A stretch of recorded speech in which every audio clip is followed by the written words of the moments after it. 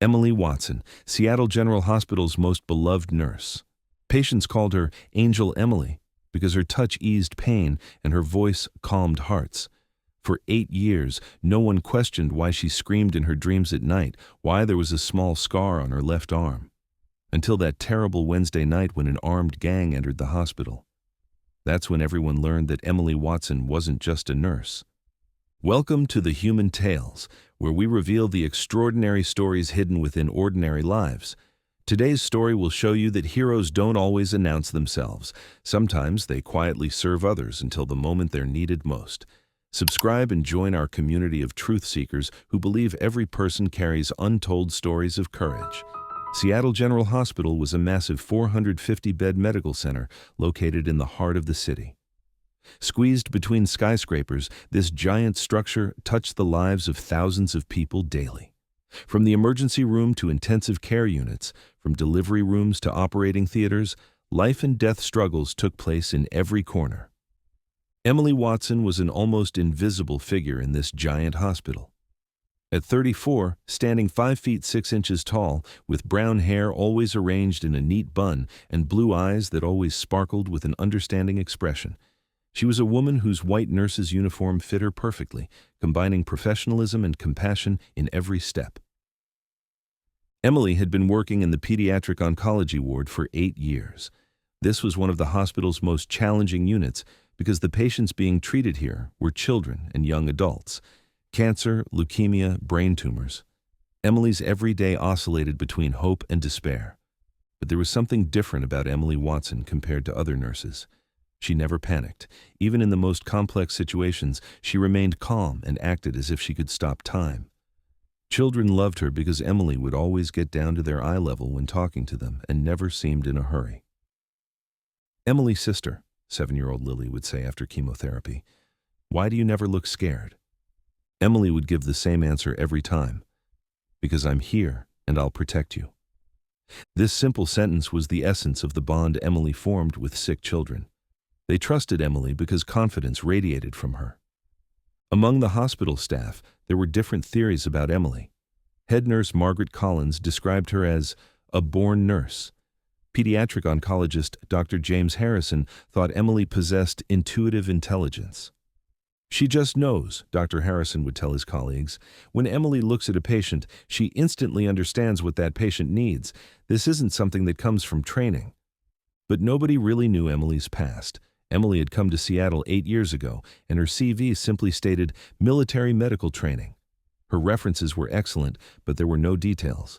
Emily didn't like to talk about this subject. "The past should stay in the past," Emily would say when someone asked. "I'm here now, and that's all that matters." Emily's daily routine was extremely organized. Every morning she'd wake up at 5:30 and go for a run. She would run even in Seattle's cold and rainy mornings. Then she'd return home, shower, have a simple breakfast, and go to work. At work, she never rested during her 12-hour shifts. She would give medicine to sick children, talk with families, coordinate with doctors, and intervene in emergencies. She did everything with extreme care. When she returned home in the evening, she would quietly read books in her small apartment where she lived alone, have a light dinner, and go to bed early. Her social life was almost non-existent. But at night, Emily had nightmares. In her dreams, she heard gunshots, explosion sounds, and the screams of people in pain. Sometimes in her dreams, she thought she was not in a hospital, but in a field hospital in the middle of a desert. After these dreams, she would wake up in a sweat and try to remember where she was for a few minutes. Then she would murmur, "It's over," and try to go back to sleep. Emily had a small scar on her left arm, on the upper part. This scar looked like a surgical scar, but Emily had never explained it. Usually she wore long-sleeved clothes, so this scar wasn't very visible. But sometimes, during arm exercises, or when the sleeve of her hospital uniform rode up, this scar would become visible. Once, a curious patient child had asked, "Emily, sister, what's that on your arm?" Emily had smiled. "An old wound scar. It doesn't hurt anymore." But the truth was much more complex than that. Emily Watson's real name was Staff Sergeant Emily Watson, and she had served as a combat medic in the U.S. Army's 75th Ranger Regiment. Between 2010 and 2018, she had completed a total of 6 tours in Afghanistan and Iraq, treating wounded soldiers on battlefields. Emily's military nickname was Angel, but she had earned this name for a very different reason than her nickname at the hospital. In the battlefield, Emily had gained legendary fame for her ability to reach the wounded under enemy fire. In the middle of bomb explosions, even under sniper fire, she would reach her wounded soldiers and carry them to safety. The scar on her left arm was from a bullet wound she received in Kandahar in 2017. That day, her unit had been hit by an IED attack, resulting in 8 wounded soldiers. Emily had worked for 4 hours under enemy fire and saved them all. But the physical and psychological wounds she received during this operation forced her to leave her military career. After leaving the Army in 2018, Emily had gone through a long rehabilitation process. She had received PTSD treatment, physical therapy, and most importantly, tried to find new meaning in her life. "In war, I was saving people from death," she had told her therapist. "Now I want to do the same thing, but in peace." So she had come to Seattle and received nursing training. Thanks to her military medical background, the training process was completed quickly, and she started working at Seattle General. For 8 years, Emily had completely hidden her past. Nobody knew she was a war veteran. Emily preferred this because she didn't want people to look at her differently.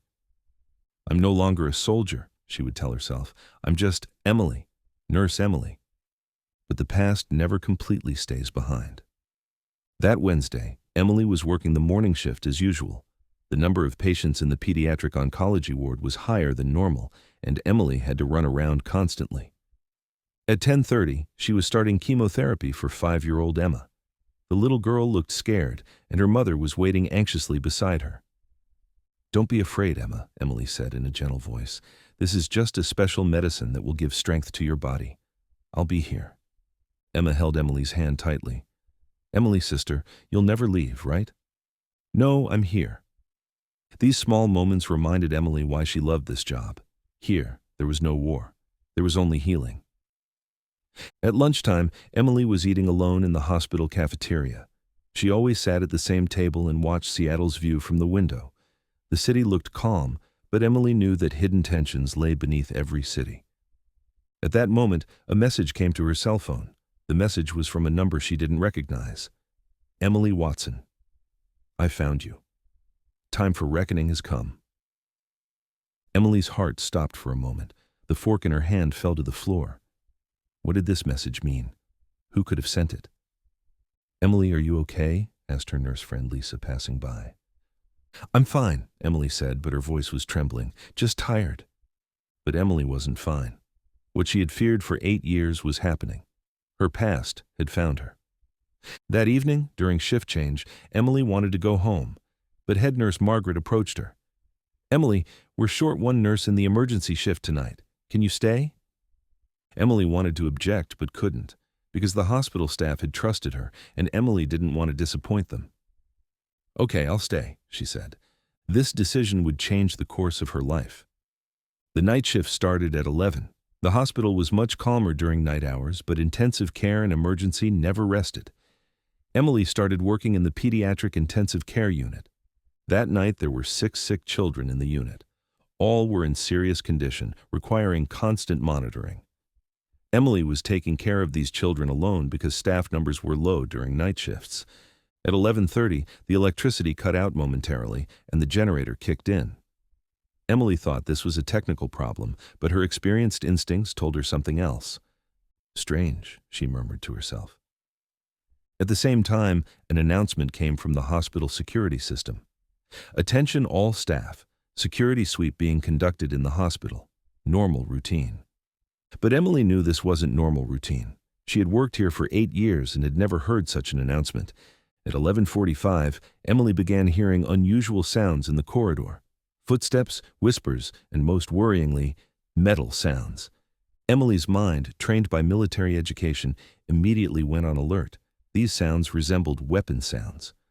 "Don't be paranoid," she told herself. "This is just a hospital." But then rapid footsteps came from the direction of the emergency room, and someone shouted, "Doctor, emergency help!" Emily stepped out into the corridor from pediatric intensive care to look toward the emergency room. From a distance, she saw several people in white coats running, but something didn't feel right. At that moment, Emily's instincts from her military past kicked in. These people weren't real doctors, their movements were wrong, their dress style was inconsistent, and most importantly, metal parts were visible from their belt bags. Emily immediately returned to the pediatric intensive care unit and sprang into action. First, she checked all the children in the unit. All 6 were sleeping and their conditions were stable. Then, Emily did something she hadn't done in 8 years. She started thinking tactically. The hospital was 12 floors. Pediatric intensive care was on the 8th floor. Exits, elevators, stairwell landings. Emily's mind automatically began calculating escape routes. At that moment, a gunshot came from the corridor. Clear, distinct, undeniable gunshot. Emily's heart raced, but her hands weren't shaking. Her breathing wasn't becoming irregular. The composure she had left behind 8 years ago was returning. She opened the nurse's cabinet and took out the emergency bag. This bag would normally contain only medical supplies, but Emily had added a few more things here years ago. In the bottom pocket of the bag, there was a small radio that nobody knew about. Military frequency radio. 911, armed attacker at Seattle General Hospital, 8th floor, pediatric intensive care unit, requesting emergency assistance. The operator was surprised. "Sir, who is this speaking?" "Staff Sergeant Emily Watson, retired, combat medic. Armed attackers have entered the hospital." After this identity disclosure, the operator's tone changed. "Understood. SWAT team en route. ETA 8 minutes. 8 minutes. Emily knew 8 minutes was too long. Emily thought about the safety of her 6 patients in the pediatric intensive care unit. She needed to get them out of here, but most were connected to breathing machines. At that moment, sounds came from the door. Someone was trying to force the door. "Nurse, open the door!" Emily didn't recognize the voice. This wasn't someone from the hospital staff. "1 minute," Emily said, trying to keep her voice calm. She quickly assessed the children. 2 could be put on portable ventilators. For the other 4, there were mobile intensive care devices. But first, she needed to deal with the threat at this door. "Open the door or we'll break it," shouted the voice behind the door. Emily made her critical decision at that moment. It was time to reveal the identity she had been hiding for 8 years. Emily took one more thing from the small bag she had taken from the nurse's cabinet. This was something nobody knew about, the taser device she kept for personal defense. "Children," Emily said softly to the sleeping patients, "nothing will happen to you. I'm here." The door was forced open and 3 people entered. They wore white coats, but Emily immediately understood these were fake.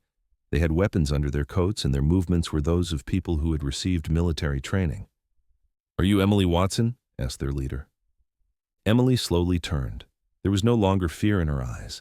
Instead, the cold determination she had been trying to suppress for 8 years had returned. "Yes, I'm Emily Watson. You're coming with us. I won't go anywhere while there are children here." The leader laughed. "This isn't an option." Emily understood at that moment that these people were specifically looking for her. Someone from her past had found her and wanted to settle scores. "Who are you? What do you want?" "Do you remember Kandahar, Emily? 2017 IED attack. You saved too many people that day." Emily's heart stopped. The Kandahar operation, that terrible day. But was there an enemy among the people she saved there? "One of the people you saved in that operation was our man, and that man reported who you were." Emily understood the situation. Among the wounded she had saved that day, there must have been a secret agent or double agent, and this person had exposed Emily's identity. "You have no business with the children," Emily said. "If you have business with me, leave them alone." "You're not in a position to give orders?" At that moment, Emily made her critical decision. It was time to reveal the military identity she had been trying to hide for 8 years. Emily's body language completely changed at that moment. Her shoulders straightened, her posture became professional, her eyes switched to strategic targeting mode. "Final warning," Emily said, no longer any tremor in her voice. "Stay away from the children." The leader pointed his gun at Emily. "You're still trying to give orders." Emily smiled. This wasn't the compassionate smile she gave to patients. This was the cold, calculated smile she showed enemies on the battlefield. "I'm not giving orders. I'm warning." As the leader was about to pull the trigger, Emily moved. Reflexes she hadn't used for 8 years but never forgot kicked in. Emily rolled to the right, fell behind the hospital bed, and simultaneously threw the taser in her hand at the first man. The taser hit its target perfectly. The man collapsed to the floor. As the second man tried to target Emily, Emily came out from under the hospital bed and approached the man using hospital equipment as shields. The close combat techniques she had learned for years kicked in. The third man began firing in panic, but Emily was already moving. Knowing the hospital room layout perfectly, Emily used medical devices in hospital beds tactically to neutralize the men. In 45 seconds, 3 armed men had been neutralized. A great silence fell over the room. The sick children woke up, but Emily calmed them. "Everything's okay," Emily said, the old compassion returning to her voice. "You're safe now." At that moment, the SWAT team entered through the door. Emily raised her hands. "I'm Emily Watson, hospital staff. The attackers have been neutralized." The SWAT commander approached Emily. When he saw the man's professional posture and movement style, he stopped. "Are you with law enforcement?" "Formerly. Staff Sergeant Emily Watson, U.S. Army Rangers, combat medic." The SWAT commander's expression changed. "Ma'am, how did you protect these children?" "Training," Emily said simply. The next day, the incident made local news. Nurse hero's secret identity. Former Army Ranger saves children in hospital. The headline created great interest in Seattle. When Emily came to work, the hospital staff looked at her with different eyes. She was no longer just Angel Emily. She was a real hero. "Emily," said Dr. Harrison, "were you really a soldier?" Emily nodded. "Former soldier. Now I'm just a nurse." "But where did you learn these things?" Emily went to the sick children. "Long story. But I'm here now, and that's all that matters." Little Emma ran and hugged Emily. "Emily, sister, what happened last night?" Emily hugged her. "Nothing important, Emma. I'm still here and I'll protect you." This simple sentence was the bridge Emily built between her past and her future. Over the weekend, Emily tried to decide how her life would continue. Her former commander from the Army, Colonel Sarah Mitchell, had called. "Emily, we want you back," the colonel had said. "Ma'am, I left that life behind. But you're still one of the best. Your country needs you." Emily hesitated. "Ma'am, I don't want to fight anymore. I just want to heal." "Sometimes we have to fight to heal, Emily." This conversation made Emily think. Could she really return to normal? That evening, hospital director Dr. Anderson spoke with her. "Emily, if you want to leave, I'll understand." "Where would I go?" "This is my home. But now your real identity is known." Emily looked at the area where sick children were playing. "I ran for 8 years. I'm tired of running now." "So will you stay?" Emily smiled. "I'll stay, but with one condition." "What?" "Everyone should see me as just Emily, Nurse Emily, not Soldier Emily." Dr. Anderson nodded. "Agreed." As months passed, Emily adapted to her new life. The hospital staff now knew who she was, but most continued to see her as just a nurse. This was what Emily wanted. But some things had changed. She felt safer now. She didn't have to hide her past, and most importantly, she felt that both her past and her current life were meaningful. One day, a young patient's relative approached Emily. "Were you really a soldier?" "Formerly," Emily said. "Now I'm a nurse." "Why did you quit?" Emily thought. "Because I realized this is where my real battle is fought, the battle against death." This answer showed that Emily was at peace with both her past and her future. That night, after her shift, Emily smiled as she went home. Tomorrow she would wake up early again, come to the hospital, and take care of sick children. But now this wasn't hiding an identity. It was a life choice. Emily Watson was now completely free, neither just a soldier nor just a nurse. She was someone who carried the best aspects of both, and that was perfect. Sometimes real power isn't in hiding who you are, but in revealing who you are at the right time. Emily Watson had learned this, and now she was proud of both her heroism on the battlefield and her compassion in the hospital.